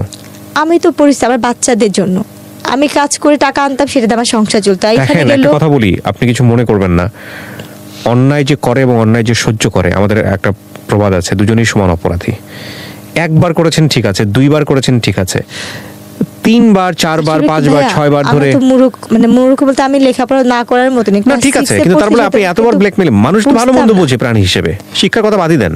ওরকম ভাবে বুঝতাম না তাকে, মানে আপনার জামাই ধরে নিয়ে গিয়ে অন্য একটা মানুষের ঘরের মধ্যে ঢুকিয়ে দিচ্ছে জোর করে, সেখান থেকে আপনি তার হাত পায়ে ধরে বের হয়ে আসতেছেন। আর আমার প্রত্যেকটা মুহূর্তে তাহলে ওই ছিল আমি মানুষটা সংসার আপনি করব। আপনার পেপার থেকে সাইন করে নিচ্ছে, আবার ওই মানুষটা আবার ওটা কিসের আপনাকে sign করছে পাঠাচ্ছে। আমি তো জানতাম না, যেটা আমার তালাক সাইন ছিল, আমি তো জানি না এটা আমার তালাকের কাগজ। কিন্তু আপনি সাইন করবেন কেন পেপারে?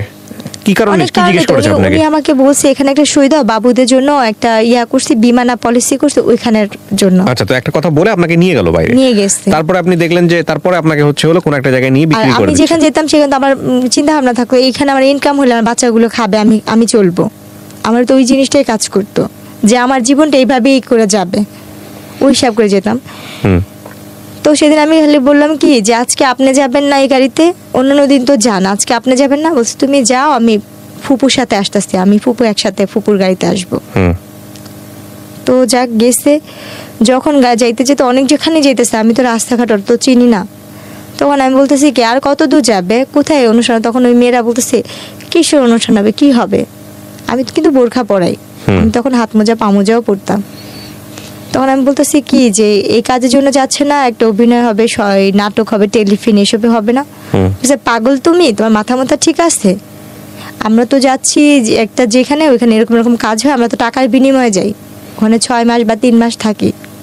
ভাই তখন যে আমি কি পরিমাণে কান্না করতেছি গাড়ির মধ্যে বসে, আর বলতেছি যে আল্লাহ একটা বার আমাকে এই গাড়ি থেকে একটু মুক্তি দেওয়ার ব্যবস্থা করো, আমি যেন এই গাড়িটা থেকে বের হইতে পারি। এটা মনে আমার জীবনের আমার মনে আমার বাচ্চারা, আমার বাবা মা আর কেউ দেখতে পারবো না আমি কোথায় যেতেছি, কার কাছে যেতেছি, এরকম ইয়ে করতেছিলাম। তো ওই মুহূর্তে গাড়িটা যখন ওই ইয়া বার হবে, ফেরি পার হবে, ফেরি পার হওয়ার সময় ওইখান থেকে ওখানে একটা আপু ছিল, খুব ভালো ছিল। ওই আপুটা বলতেছে কি যখন ফেরিতে উঠবো তখন তোকে আমি একটু হেল্প করতে পারবো, বাথরুমের নাম করে তুই এখানে বেড়াতে পারবি, যেহেতু তুই এখানের মেয়ে না। তারপর এরপর যখন বাথরুমের নাম করে এখান থেকে বের হইলাম, আমি পলে ওইখানে একটা রুম, মানে উপরে যে ইয়া থাকে যে বাথরুমের সাইডে, ওইদিকে একটা লোকের বললাম কি আমার ওই গাড়িটা তুলে নিয়ে যেতেছে, আমার একে একটু বাঁচাবেন। কয়েকজন লোক জমাট হইলো, বলতেছে কোন গাড়িটা? আমি কিছু বলবো না, কারণ আমি ভয় পাইতেছি। এদের কাছে বলে, এদের তো আমি চিনি, এরাও যদি আমার দুর্বলতার সুযোগটা কাজে লাগায়। আর আপুটা বলছে কাউকে বলবি না, তুই এখান থেকে পালাইতেছিস, তুই কাউকে বুঝতে দিবি না, তাহলে এখানে যে পশুগুলি আছে সেগুলি তোর আরো ছিঁড়া খাইবো। আর তখন ওই সময়টা থেকেই আমার ভিতরে একটা শিক্ষা তৈরি হইলো যে আমি এই দুনিয়ার কাউকে বিশ্বাস করতে পারবো না, এই দুনিয়ার কেউ কারো না। এরপরে ওইখান থেকে তখন অনেক রাত্র হয়েছে মনে হয়, তখন অনেক রাতই, ভালো মতনই রাত। তখন ওই সময় আমি লুকায় বাথরুমে বসে আছি, বাথরুম থেকে বের হচ্ছি না, কোনোভাবে বের হচ্ছি না। আর আমি যে লোকগুলোকে বলছি ওই লোকগুলি আমাকে খুঁজতেছে। অনেকক্ষণ পরে ভালো করে বোরখার মুখটুক আটকে অন্য সাইডে এমনভাবে বের হলাম যে আমি কাউকেই কিছু বলিনি, আমি যে কোনো গাড়ি থেকে পলাইছি বা কিছু কাউকেই কিছু বুঝতে দিইনি। আমি আমার মতো ওই ফেরিতেই বসেছিলাম। এরপর যখন ফেরিটা ঘাটে ভিড়লো, ওরা তো খুঁজতেছে কোনোভাবে পাচ্ছে না। আমি গাড়িটাকেও দেখতেছি লুকা এক সাইডের থেকে ভিতরে। ওইখান থেকে দেখি কি গাড়ি থেকে 3-4 জন বের হয়েছে, চান্দমাথা যে লোক উনিও বের হচ্ছে। পরে আমি তাড়াতাড়ি করে জোরে জোরে হাইটা আগা ফেরির মধ্যে যে খাবারের দোকানগুলো থাকে না, যে খাবার খায় হোটেল টোটেল, ওইখানের ভিতরে ঢুকছি খুঁজে ওইখানে ঢুকে আমি এক সাইডে গিয়ে এক পাশে যে দাঁড়া, মানে এমন ভাবে ইয়ে করতেছি যে আমি দোকান থেকে কিছু কিনতেছি, যে আমাকে কেউ না দেখে বা না ইয়ে করে। কারণ আমি তখন বুঝি যে আমার যে করেই হোক আমার এই জায়গাতে বাঁচতে হবে, এবং আমি এইখান থেকে বাঁচার পরে ওই স্বামী নামে যে পশুটা ছিল তার সাথে আমি আর কোনো ধরনের যোগাযোগ করব না, তার সাথে আমি আর কোনো ধরনের সম্পর্কেই রাখবো না। আমার নসিবে যা আছে তাই হবে। কারণ আমি তো বাচ্চাদের রাখার জন্য, আমার বুকে রাখার জন্য আমি অনেক চেষ্টা করছি। আমার 2টা সন্তানকে আমি অনেক কষ্ট করে পালছি। আজকে আমার সেই বাচ্চাদের আমি চোখেও দেখি না, জানিও না কোথায় আছে, কিভাবে আছে, কিছুই জানি না। শুধু অভাবের কারণে আমি তার সব ধরনের অত্যাচার, সব ধরনের কথা আমি মাইনা নিচ্ছিলাম। এরপরে যে ওর গাড়িটা নেমে গেছে, গাড়িটার থাকে না, অপেক্ষা করে নেই আমার একজনের জন্য আর 10টা মেয়ে ইয়া করবে, আর মানুষ যেহেতু ওখানে ভিড় হয়ে গেছে। এরপরে গিয়ে ওই গাড়িটা চলে গেল, আর আমি বসে রাখলাম যে এই ফেরিটা কখন আবার ওই পারে যাবে। ওই পারে গেলে আমি ওইখান থেকে গাড়িতে, আমি আবার একটা মুরব্বিকে আন্টিকে জিজ্ঞেস করলাম যে আচ্ছা খালাম্মা, আমি এখান থেকে ঢাকা গেলে কিভাবে ঢাকা যাব? পরে বলতেছে তুমি ঢাকা গেলে তো তোমার ঢাকার বাসে উঠতে হইব। তা আমি বলছি আন্টি ঢাকার বাস কোথায়, এইখান থেকে পাবো? বলতেছে না, ওইখান থেকে যে গাড়িগুলো আসবে তুমি সেইগুলিতে উঠবা, এটা তো ওদিকে যাবে, ওদিক থেকে যেটা সেটা ঢাকার দিকে যাবে। ওকে। আমি কখনো রাস্তাঘাট নিই না যে আমি কোথাও যাব। তখন আমি ওখানে বসে থাকলাম যে কখন ঢাকার বাস আসবে। আর যেহেতু আমি ভালো করে পড়তে পারি না, আমি যে ক্লাস 6 পর্যন্ত পড়ছি, আমার মানসিক টর্চারিং এ বা আমার যে ধরনের প্রেশারগুলো গেছে, ভাই আমি এখনো পড়তে গেলে হিমশিম খাই, মানে আমার ভালো করে মনে পড়ে না। তখন আমি কি করলাম, বসে পড়ে অনেকক্ষণ বসে থাকার পর দেখতেছি যে ঢাকা লেখা যে বাসগুলো, ওখানে একটা যে বাস আসতে, বাসটার নাম হচ্ছে ফাল্গুনি, একটা কাউন্টারে কোনো একটা বাস ঢাকা যাবে, ঢাকা খুলনা যশোর এরকম নাম লেখা, মানে কয়েকটা ইয়ে। তখন আমি বললাম কি এই বাসটা কি ঢাকা যাবে? পরে বলতেছে কি হ্যাঁ এটা তো ঢাকা যাবে। পরে আমি নাম বলছি ভাই আমার ব্যাগটা হারাই গেছে, আমার কাছে কোনো টাকা পয়সা নেই, আমাকে কি ঢাকা নেওয়া যাবে? পরে বলতেছে কি দেখতেছো আমার হাতে কোনো ব্যাগ নেই বা কোনো টাকা পয়সার মতো কিছু নাই। পরে আচ্ছা যান উঠেন, যদি যাত্রী বেশি হয় আপনাকে দাঁড়া যেতে হবে। ঠিক আছে আমার কোনো সমস্যা, আমি দাঁড়াই যাব। তখন ওই বাসটাতে উঠলাম, ওই বাসটা যাত্রাবাড়িতে এসে নামলো। ওখান থেকে আমি একটা রিক্সা নিয়ে আমার মার বাসায় চলে আসলাম, কারণ আমার আর কোথাও যাওয়ার জায়গা নেই। মার বাসায় বলেন না যে মাকে যে মা এগুলো মার বাসায় উদ্দেশ্য করে বের হয়েছে ঠিকই, মাঝ রাস্তায় না কেন জানি মনে হয় আমার ফুপু শাশুড়ির কাছে যা বলি তো সে যদি আমার বাচ্চাগুলিকে আইনা দেয়, ওনার কাছে আবার যাওয়ার জন্য ইয়া করলাম। তারপর আমার মেজো ফুপু শাশুড়ির কাছে গেলাম, ওনার বাসায় কাজের মেয়ের মতো পড়ে আসি, ওনার পার্লারে কাজ করি, ওনার এটা করি সেটা করি, কিন্তু উনি কোনোভাবে আমার বাচ্চাই না দেয় না। উনিও দেখি আমাকে এটা ওইটা বলে, মানে বাজে ধরনের কথাই উনিও বলতেছে। ওখানে আমি 1 মাসের মতো কাছাকাছি ছিলাম। তো ফুপুর পার্লারের একটা মেয়ের অনুষ্ঠান, জন্মদিনের অনুষ্ঠান, আমি তাকে রান্না বান্না করে দিলাম। পার্লারের মেয়ের জন্মদিন, ওই মেয়ের বার্থডেতে আমি রান্না বান্না সব কাজ করলাম। ওই মেয়ের নাকি একটা হাতের আংটি ভাই হারায় গেছে, ওই আংটিটার জন্য আমার ফুপু শাশুড়ি এবং পার্লারের মেয়েরা মিললে আমাকে মারলো যে আমি নাকি সে আংটি চুরি করছি। কিন্তু আমি তো ওইখানে পড়ে আছি শুধু আমার বাচ্চাটার জন্যে, আমার যদি বাচ্চাগুলি আমার কাছে আইনা দেয়, ওই লোভে বা ওই বিনিময়ে আমার স্বামীর লোভেও না, শুধু সন্তানদের লোভে আমি এখানে পড়ে থাকতাম। এরপরও আপনি হাজবেন্ডের কাছে ছিলেন এই ঘটনা? তাহলে ফুপুর কাছে ছিলাম। ফুপুর কাছে ছিলেন, আর ফুপুর বাসায় ছিল। তো একই তো কথা হলো। তাও না, সে তো ওইখানে আসেও না, তার সঙ্গে যোগাযোগও নেই, বা আমি যে তার ফুপুর বাসায় আছি সেটা জানেও না। সে তো ওইখানে বাচ্চাদের নিয়েই নাই হয়ে গেছে, যে মেয়ের সাথে তার সম্পর্ক আছে সেই মেয়েকে নিয়ে সে অলরেডি সংসার করতেছে। পরে গিয়ে ওই মায়ের খাওয়ার পরে আর ওইখানে আর থাকিনি, চলে আসলাম। আয়সা বাবা মার কাছে বললাম যে ঠিক আছে আম্মু আমি ওনারে তালাক দিয়ে দিব। আম্মু বলছে যে আগে তুই তালাক দিয়ে, আমি আমার কাছে টাকা পয়সা নেই। তুই কোথেকে দিবি, কিভাবে দিবি? আমি জানি না, আমি কি টাকা নিয়ে গাছ লাগা রাখছি, যোগাযোগই করবি না। তারপরে গিয়ে কাজের অফিসে গিয়ে বললাম যে আমি এরকম ছাড়তে চাই, আমার কাছে কোনো টাকা টুকা নেই, কেমনে কি ছাড়া যায়? ওরা বলছে আপনি 500 টাকাও যদি ম্যানেজ করে আনতে পারেন আমি এখান থেকে কাগজপত্র করে দিব। এরপরে আম্মুর থেকে যে আম্মু 500 টাকা দিল, 500 টাকা নিয়ে ওনারে যা তালাক দিলাম। আমার তালাক যাওয়ার আগে তালাক দিলেন? এটা 2011 সালের। 2011 সালের। বিয়ে হয়েছিল কয় সালে? 2007-এ কাবিন হয়েছে, আমাকে 9 সালে বাচ্চা পেটে নেওয়া অবস্থা উঠা নিয়েছে। ওকে, তারপর 11-তে আমার তালাক হয়েছে।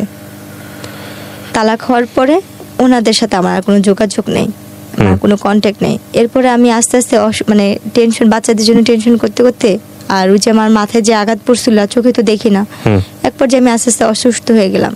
তখনই আমি ব্রেন স্ট্রোক করি। স্ট্রোক করার পরে আমার অনেক কিছুই মনে নেই। তারপরে এইভাবে তখন এই আম্মুর সাথে থাকতাম, টুকটাক হাতের কাজ করতাম, থ্রিপিস না বিকচি টিকচি করতাম, মানে আমার মতো যে কাজ করতে পারে আমি সেই ধরনের কাজটা যে করতাম টুকটাক। করা অবস্থায় এক বাসায় কাপড় বিক্রি করতে যেতাম। কাপড় বিক্রি করতে যাওয়া অবস্থায় ওনারা অনেক বড় লোক ছিল, আর আমি হইছে অনেক ধরনের সুতার কাজ, ব্লক বাটির কাজ, সব ধরনের কাজ জানি। আর যেহেতু আমার শ্বশুরবাড়িতে পার্লার ছিল, তাদের পার্লারের কাজটা আমি শিখে ফেলছিলাম। বাচ্চাদের জন্য খারাপ লাগতো, কিন্তু কিছু করার ছিল না। তো এক বাসায় যখন কাজ মানে কাপড় চোপড় দিতে যাই, আমার নকশি খাতা দিতে যাই আর থ্রিপিস বিক্রি করতে যাই, ওই বাসায় ওনাদের ব্যাগের সাথে আমার ব্যাগের সাথে মিল্লা যায়।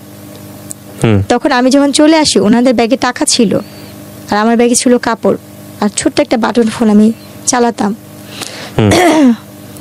হয়তো বা তারা ওই আমার এই ভিডিওটা দেখবে, ওনাদের টাকার ব্যাগ আমার কাছে চলে আসে আর আমার কাপড় ব্যাগ ওনাদের বাসায়। আমার ওই কাপড় ব্যাগে ছোট একটা ফোন ছিল, আমার বাটন ফোন।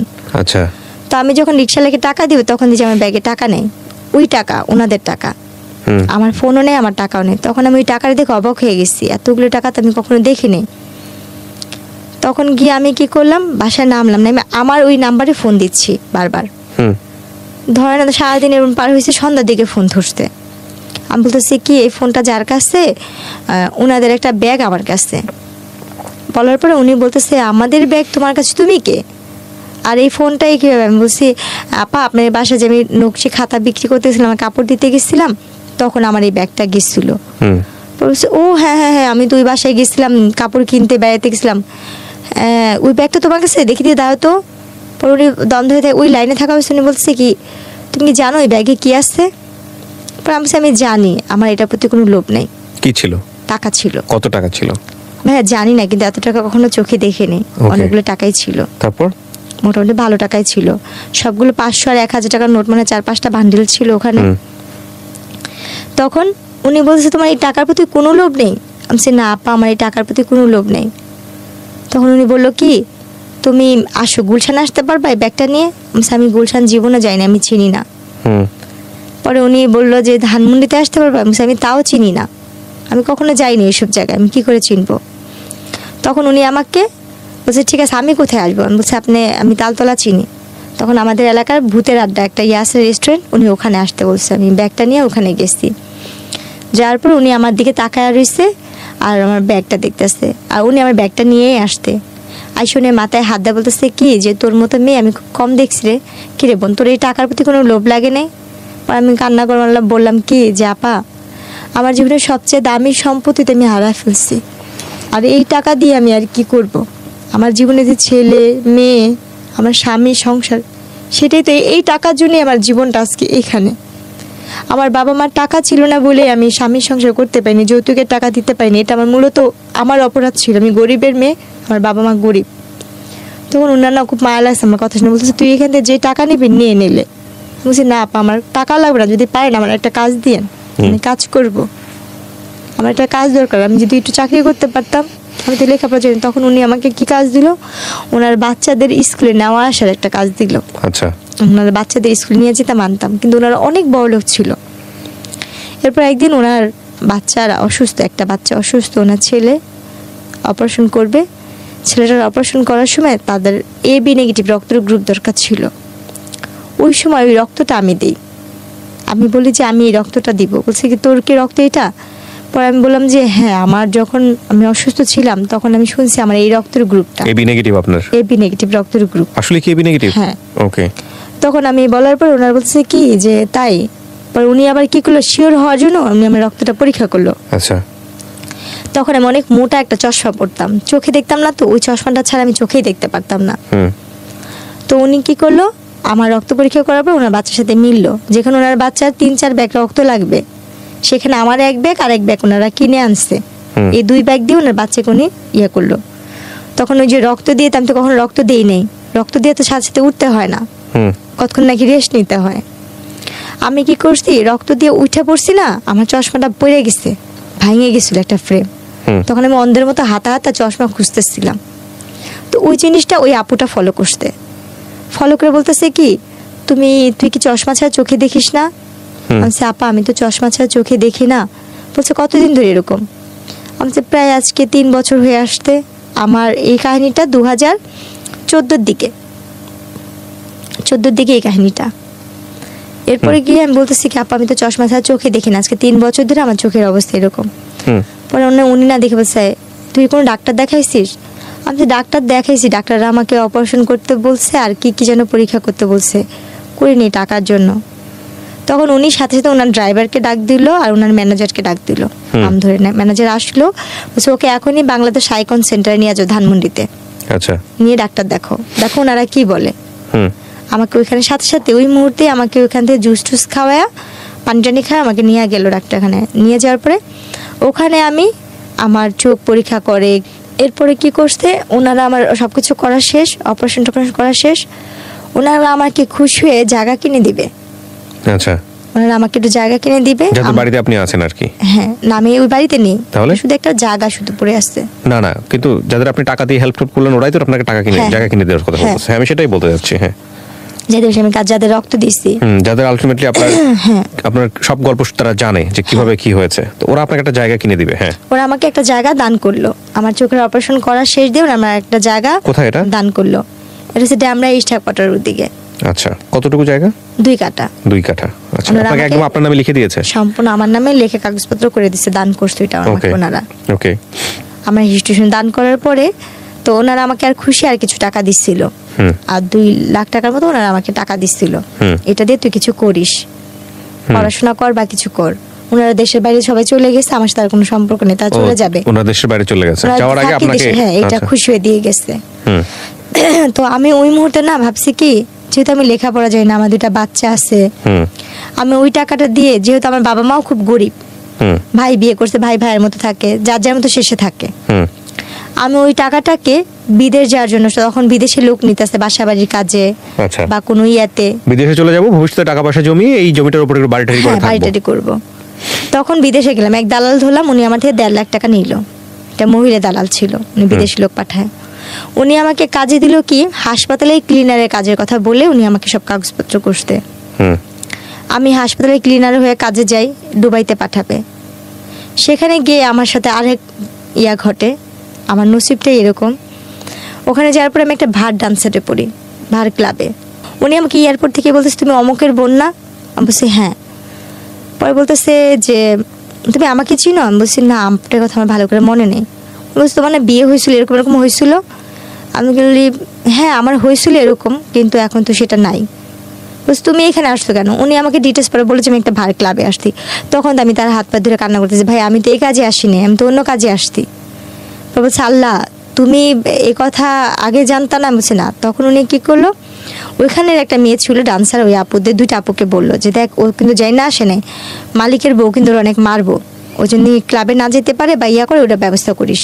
এখন আমি স্টেজে উঠবো না, আমি কান্নাকাটি করতেছি, আর আমি সেরকম পোশাক নিই, আমি তো হাসপাতালের চাকরির জন্য 3 পিস নিচ্ছি আমার, আর ওখানে হয়েছে লেহেঙ্গা স্কার্ট টিস্কার্ট পরে নাচতে হয়, সেটা আমি তো নিইনি।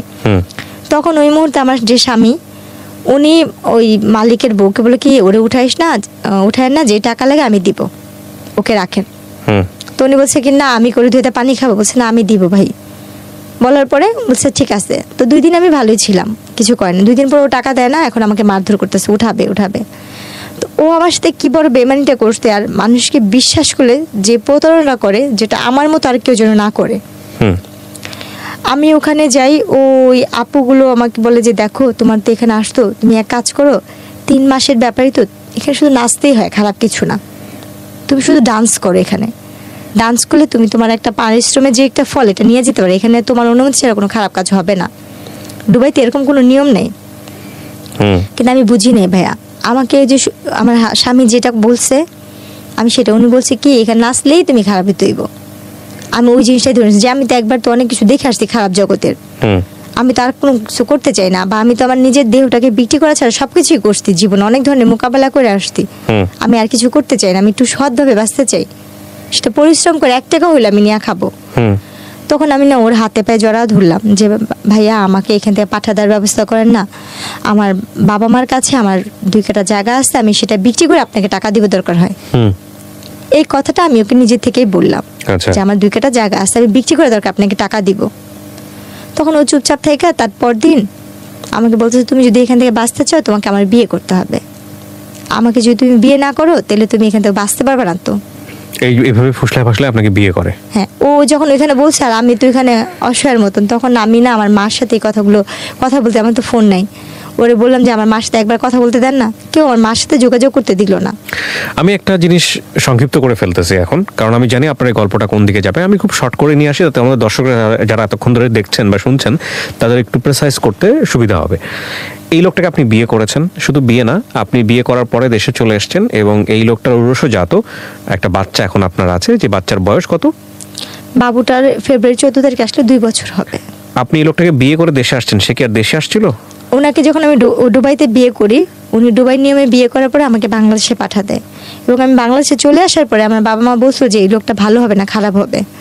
তখন আমার বাবা মা অন্য জায়গায় বিয়ে ঠিক করে, এবং অন্য জায়গায় যেখানে বিয়ে ঠিক করে সেই ছেলেটা আনম্যারিডই ছিল।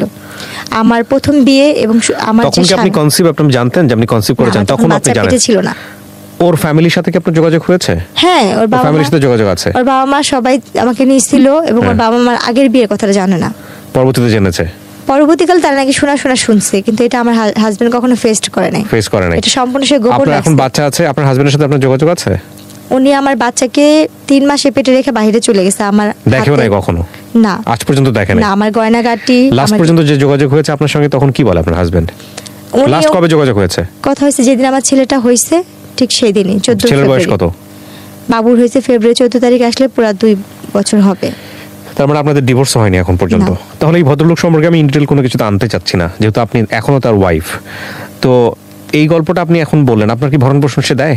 সে আমাকে কোনো ধরনের সাহায্য, টাকা পয়সাও দিচ্ছে না, এবং আমার বাচ্চার কোনো দায়িত্বও নিচ্ছে না। আপনি কোনো মামলা করেছেন তার এগেইনস্টে? না, আমি তার সাথে সংসার করতে চাই, তার সাথে আমি সংসার করতে চাইছি বিধায় কোনো কিছু করি নাই। কিন্তু তাকে আমি অনেক ধরনের হাতে পায়ে ধরে রিকোয়েস্ট করতেছি, ফোন দিচ্ছি।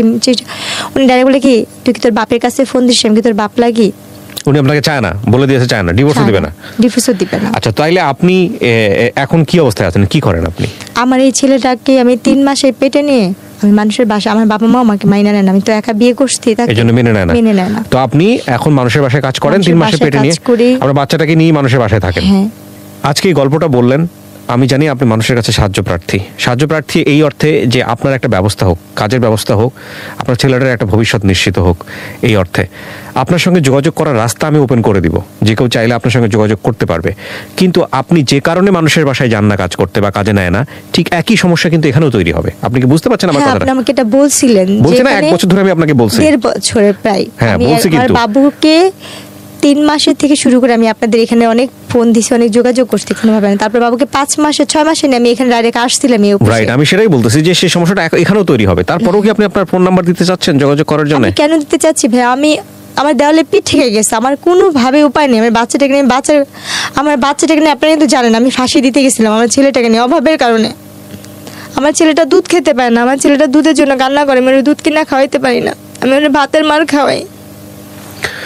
প্রিয় দর্শক এবং শ্রোতা, আমি সবকিছু আপনাদের কাছে ওপেন করেছি। আমার 2টা সন্তান আমি হারাইছি, আমি এই বাচ্চাটাকে নিয়ে বাঁচতে চাই। এই গল্পটা অনেক কিছু শেখার আছে এই গল্প থেকে, যে একজন নারীর যদি শক্ত ভিত্তি তার পায়ের নিচে না থাকে। আমি এই ধরনের গল্প আপনাদের সামনে বহুবার উপস্থাপন করেছি, বহুবার, যে শক্ত ভিত্তি যদি তার পায়ের নিচে না থাকে, অর্থনৈতিক ভিত্তি যদি শক্তি না হয়, ডিসিশন নেবার ক্ষমতা যদি তার না থাকে, তাহলে একটা নারীর জীবন কতটা বিষে ভরা হতে পারে, সামাজিকভাবে সে কতটা পশ্চাৎপদ অবস্থার মধ্যে থাকতে পারে, সেটা হচ্ছে বাস্তব উদাহরণ। আরেকটি মানবিকতার জায়গা আছে আজকের এই জীবন গল্পে। আপনার এই মানুষটির সবচেয়ে বড় যে সমস্যাটি হয়েছে, সে যেখানে কাজ করতে যাবে চেহারায় তার জন্যে কাল হয়ে দাঁড়িয়েছে। আমরা আমাদের এই অনুষ্ঠানে অনেক মানবিকতার উদাহরণ দেখেছি। আমি চাই আমাদের এই বোনটির একটা ব্যবস্থা হোক। যে করতে পারবেন, যিনি করতে পারবেন, তার জন্য আমার অফুরন্ত দোয়া থাকবে। আমি নাম্বারটি ওপেন করে দিচ্ছি, বাট আপনাদের কাছে বিনীত রিকোয়েস্ট হচ্ছে, মানুষের পরিচয় দিয়েন, অ্যাটলিস্ট অমানুষের পরিচয় দিয়েন না, সাহায্য যদি করতে না পারেন। যদি এই বোনটির একটা কর্মসংস্থান হয়ে যায় বা একটা স্বাভাবিক জীবনে সে যেতে পারে, সেটা নিঃসন্দেহে অনেক বড় পাওয়া হবে। এবং একই সাথে যারা কিছুই করতে পারবে না, দোয়া করবেন ওর জন্যে। এবং যদি শেখার কোনো কিছু থাকে, তাহলে অবশ্যই বলবো যে পায়ের নিচে মাটি শক্ত না করে কোনোভাবেই এমন কোনো সম্পর্কে জড়ানো উচিত না, বা কাউকে ইন্সপায়ারও করা উচিত না যে যাতে করে তার জীবনটা দুর্বিষহ হতে পারে। আমি শেষ একটা প্রশ্ন করব, তারপরে হলো আপনাকে আমি আপনার যোগাযোগ নাম্বারটা এখানে দিতে বলবো, যে নাম্বারে যদি কেউ সাহায্য করতে চায় সে যেন যোগাযোগ করতে পারে, এবং সেটা আপনি স্বেচ্ছায় করছেন, সমস্ত কিছু জেনে শুনে করছেন। আপনি আমাকে বলেন, আপনার তো 2 কাঠা জমি আছে, আপনি চাইলে ওটা বিক্রি করে দিয়ে তো একটা কিছু করতে পারতেন, কেন করেননি? ভাইয়া, ওটা এমন ভাবে যারা আমাকে দিচ্ছে আমি বিক্রি করতে পারবো না। এভাবে দেওয়া আছে? হ্যাঁ, এভাবে দেওয়া আছে। নাহলে তো ওইটা বিক্রি করলে আপনার 3 লাখ করে 12 লাখ করে কাঠা হইলে, আমি 2 কাঠা বিক্রি করলে হয়তো নিচের পক্ষে 4 লাখ বা 5 লাখ টাকা হয়তো বা পাবো, কিন্তু এটা এমন ভাবে তারা দিচ্ছে আমি বিক্রি করতে পারবো না। আচ্ছা, আমি নাম্বারটি দেওয়ার আগে আপনাকে আবারও সতর্ক করছি, এই নাম্বারটি দেওয়ার ফলে কোনো লিসনারের সঙ্গে, কোনো ভিউয়ার্সের সঙ্গে যে কোনো ধরনের ব্যক্তিগত সম্পর্কে জড়ানো, যে কোনো ধরনের নেগেটিভ কোনো কিছু তৈরি হওয়া, বা কোনো ধরনের কোনো কিছু যেটা আপনার জীবনের জন্য দুর্বিষহ হতে পারে, সেটার দায় দায়িত্ব সম্পূর্ণই আপনার। এ বিষয়ে ঢাকা এফএম বা আমি আর জি কিবরিয়া কোনো ধরনের দায় নিব না। এটা জেনে শুনে আপনি নাম্বারটা দিচ্ছেন। কার সঙ্গে আপনি কথা বলবেন, কার সঙ্গে আপনি সম্পর্কে জড়াবেন, কার সঙ্গে আপনার কি হবে না হবে, সমস্ত কিছু সবকিছু আপনার, এখানে আমাদের কোনো দায় নেই। আপনি কি বুঝতে পেরেছেন আমার কথাটা? হ্যাঁ, সেটা বুঝতে পারছি। জেনে শুনে আপনি দিচ্ছেন, আপনার যদি ভালো হয় সেটাও আপনার, যদি মন্দ হয় সেটাও আপনার, ঠিক আমি আছে? এখানে সবার কাছে শুধু একটা কথাই বলবো, আমার জীবনে প্রথম যেটা হয়েছে আমার বাবা আমার ভুলের কারণে, অভাবের কারণে আমার বাবা আমাকে বিয়ে দিচ্ছে, রাইট। এটা হয়েছে আমার তরফ থেকে কথা। আমার মতো জেসমিন যারা সবার ঘরে জন্ম হয়েছে, যারা গরিব ফ্যামিলি, বিশেষ করে এদের বাবা মা যদি রিক্সাও চালায় ভাত খাওয়া সন্তানকে যেন অল্প বয়সে বিয়ে না দেয়, এটা থাকবে। আর এখান থেকে আমি কি পাবো আমি সেটা জানি না, মানে চেয়ারের কারণে একটা বড় লোকের ঘরে দিয়ে দেয়, এটাও যেন না করে। কিন্তু আমার মতো এরকম একটু সুন্দর হলে বা একটু কিছু হলে চেহারার জন্য আহামরি বড় লোকের লোক যাতে না করে একটা গরিবের ঘরে বিয়ে দেয়, যে রিক্সা চালায় গামছায় ভরে ভাত আনবে, চাল আনবে, সেটা রান্না করে খাবে। এক্স্যাক্টলি। শুধু গরিবের মেয়ে বলে, ভালো থাকবো বলে আমার বাবা মা ভালো দেখে বিয়ে দিয়েছিল, ওই বিয়েটাই আমার জীবনের অভিশাপ। আর আমি আমার জায়গা থেকে বলবো, যারা একটু কোনো কিছু কারোর মাধ্যমে সাহায্য পাওয়ার পরে অন্য কাউকে বিশ্বাস করে ভালোবেসে কারোর কাছে যেন না যায়। ফোন নাম্বারটা বলেন, আপনার কোনো ফোন নাম্বার আছে যেটা আপনার সঙ্গে কথা বলা যায়? নাম্বারগুলো হচ্ছে আমার। জি বলেন, এটা কি আপনার নামে রেজিস্ট্রেশন করা আছে ফোন নাম্বারগুলো? আমরা কিন্তু চেক করিনি। হ্যাঁ বলেন। আমার নামে বলেন। 01945887880। আচ্ছা, আরেকটা হইছে 01300073835। আচ্ছা, আপনি যে দুটো নাম্বার দিলেন, এই দুটো নাম্বারে কি বিকাশ করা আছে বা নগদ করা আছে? আচ্ছা, প্রিয় দর্শক এবং শ্রোতা, আমি বারবারই আপনাদেরকে বলি, এই দুটো নাম্বার আসলে ওর যতটা আর্থিক সাহায্য দরকার, তার চেয়ে বেশি দরকার ওর একটা কর্মসংস্থানের, তার চেয়ে বেশি দরকার ওর সন্তানের সিকিউরিটি। আমি ইন্সপায়ার করব যে ওর অন্তত এই জায়গাটা আপনারা এনশিওর করেন। আপনারা খেয়াল রাখবেন যে এই গল্পটা আসলে মানুষ বলে যে কাঙ্ক্ষিতভাবে চেহারা চায়। আমি বহুবার ওকে 1 বছর 1.5 বছর এখানে নিয়ে আসছি, ও আমাকে ঘুরে ফিরে একটা কথাই বলছে, ভাইয়া মানুষের সৌন্দর্য নাকি মানুষের জন্য পজিটিভ, আমার জন্য সৌন্দর্যটাই অনেক বেশি নেগেটিভ হয়ে গেছে। তো সেই জায়গাটা থেকে চলেন, ওর জন্য আমরা যদি পারি ওর একটা কাজের ব্যবস্থা করি, ওর একটা কর্মসংস্থানের ব্যবস্থা করি, এবং যে যেভাবে পারেন ওর পাশে দাঁড়ান। আমরা চাই ওর সন্তানের একটা ভবিষ্যৎ হোক। আমি আমার জায়গা থেকে আপনার গল্পটা 1.5 বছর ধরে আপনাকে ঘুরিয়ে প্রত্যেকবারই আপনাকে আমি ইন্সপায়ার করেছি গল্পটা না বলার জন্য। আমি কি ঠিক বলেছি? হ্যাঁ, আপনি আমাকে অনেকবার না ফিরাই দিছি, আর আমি বারবারই আপনার সেই কারণে আসছি, আমার চলার মতো কোনো পথ নেই। আর আমি কোথা থেকে আমি আপনার গল্পটা এই জন্যই প্রচার করলাম যাতে করে এই গল্পের শিক্ষণীয় বিষয়গুলো নিতে পারে। কারণ আমি জানি গ্রামের মানুষ থেকে শুরু করে সবাই আমার এই অনুষ্ঠানগুলো দেখে, সব শ্রেণীর মানুষগুলো দেখে। আপনি যে কথাগুলো লাস্টে বলছেন না, যে সামর্থ্য যতটুকু অতটুকুই যাওয়া উচিত, এটাই হচ্ছে এই গল্পের সবচেয়ে বড়। দেওয়া ভালো, কিন্তু গরিবের কাছেই যেন যায় এই সম্পর্কের জায়গা থেকে। কোনো বড় লোকের কাছে, আর একটা মেয়ে যদি কম শিক্ষিত হয় তাকে কম শিক্ষিত ছেলের কাছেই বিয়ে দেওয়া ভালো। কোনো শিক্ষিত ছেলের কাছে দিবে সে খোঁটা দিবে। হাতে গোনা কয়েকজন টাকা যে আল্লাহ দুনিয়ায় ভালো থাকে, যেমন ম্যাক্সিমাম সিনারিওটাই এরকম। হ্যাঁ, যাদের মধ্যে যারা আমাকে হেল্প করছে তারা ভালো ছিল, বা আমি কাউকে বিশ্বাস করে গেছি এটা আমার ভুল ছিল, বা আমি যেখানে কাজ করতে যাই কেউ আমাকে কাজে নেয় না, কাজের আগে বলে কি তোমাকে কি কাজে নিব, দেখা গেছে আমার স্বামী বা আমার ছেলে তোমার সাথে, তখন আমার মন থেকে কাজ করতে হচ্ছে। আমি সর্বক্ষণ এইভাবে ঢেকে কাজ করি, আর বাচ্চাটাকে কোলে নিয়ে। এমনও দিন যায় আমার ছেলেটা যখন ছোট, আপনি দেখছেন আমি যখন আপনার এখানে আসছিলাম, আমি এক বাসাতে কাজ করে ভিজা শরীর নিয়ে আপনার কাছে আসছিলাম, শুধু বোরখাটা গায়ে দিয়ে। আপনার বাচ্চাকে একটা তসবি দিছিলেন, আমার ছেলেটা তসবি নিয়ে গেছিল। আচ্ছা, আমার বাচ্চাটাকে রেখে আমি যখন কাপড় ধুই, আমার ছেলেটা আমার সাথে যে বাথরুমে বসে কাপড় ধোয়। প্রিয় শ্রোতা এবং দর্শক, এই ঠান্ডার কাজের জন্য আমার বাচ্চাটা মেডিকেলে ভর্তি ছিল। একবার আমি দোকান থেকে 2 টাকা 5 টাকা তুলে আমার বাচ্চাটার চিকিৎসা করছি। আমি জানি আপনি গল্পগুলো আমাকে বলেছেন। আমি তো বললাম এখানে যে আপনার গল্পের যে উপাখ্যান, সেটা যদি আমি ঘন্টার পর ঘন্টা মানুষকে শোনাই। আমার এই নুসপাপ দুধের শিশু বাচ্চা নিয়ে আমি ফাঁসি দিয়ে যখন মরতে গেছিলাম, আমার ছেলেটা বাথরুম করে দিছিল। আর সেদিন থেকে আমি ওয়াদা করছি, আমার যদি কোনোদিন কারো কাছে ভিক্ষার থাল নিয়েও দাঁড়াইতে হয়, আমি আমার ছেলের জন্য আমি মানুষের দরজায় ভিক্ষা থাল নিয়ে দাঁড়াবো, কিন্তু আল্লাহ পাক যেন কোনো কারণে আমার এই রশিটাকে ছিঁড়া দেয়। তখন আমি অনেক কষ্ট, আমার পার নিচে যে টুলটা ছিল সেটাও পড়ে গেছিলো। আর মৃত্যু যে কত ভয়ানক হয় আমি সেই দিন দেখছি। এর আগের কথা আমার মনে নেই, কিন্তু চোখের সামনে আমার অতটুকু 6 মাসের বাচ্চা পায়খানা করে দিছিল। কি করছিলেন আপনি? ওরও ঝুলাই ফেলছিলেন একসাথে একই রশিতে, যদি না দিতাম সেদিন 2 দিনই মারা যেত। আমি জানতে চাই না। প্রিয় দর্শক এবং শ্রোতা, আমি শেষ করছি। ভালো কিছু হোক, এই অনুষ্ঠানের অনেক বড় শক্তি আছে, অনেক ভালো কিছু, অনেক ভালো। আপনি হাতের কাজ জানেন? কি ধরনের হাতের কাজ জানেন? আমি সেলাই কাজ জানি, কাচুটির কাজ জানি, কিন্তু আমার কোনো সামর্থ্য নেই। আমি একটা মেশিনও কিনতে পারি না। আমি আজকে কয়েক মাসের, আমার 6 মাসের ঘরবার টাকা জোগাড় হয়েছে। এই লকডাউনের জন্য আমি কোথাও কাজ করতে পারি না দেখে আমার ঘরবার টাকাও দিতে পারি না। যতটুক টুকটাক ছিল সেগুলো আমার এখন আপনার একটা নাই। ব্যবস্থা নিশ্চয়ই হবে। ভালো থাকুন প্রিয় দর্শক এবং শ্রোতা, ওর ভাগ্য পরিবর্তন হবেই হবে ইনশাল্লাহ।